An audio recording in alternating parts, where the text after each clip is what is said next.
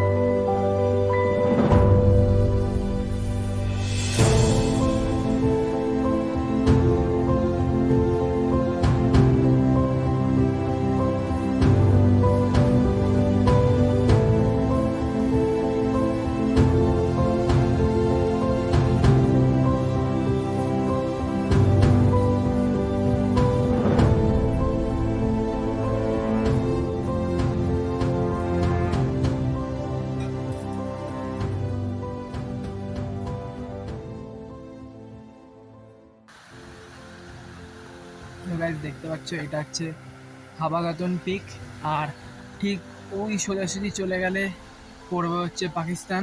আর দেখতে পাচ্ছ ওই যে আমাদের কোথায় গেল, ওই যে আমাদের আর্মিদের মানে চেকপোস্ট রয়েছে ওখানে।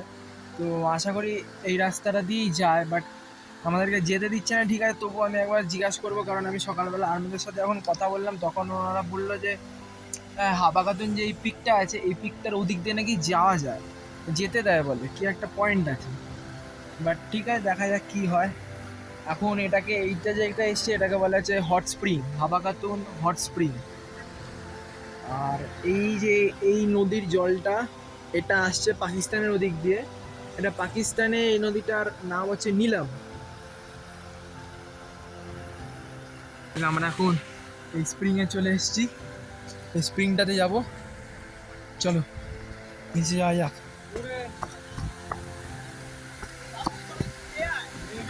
আরে বোতল তো নিয়ে আসলাম না।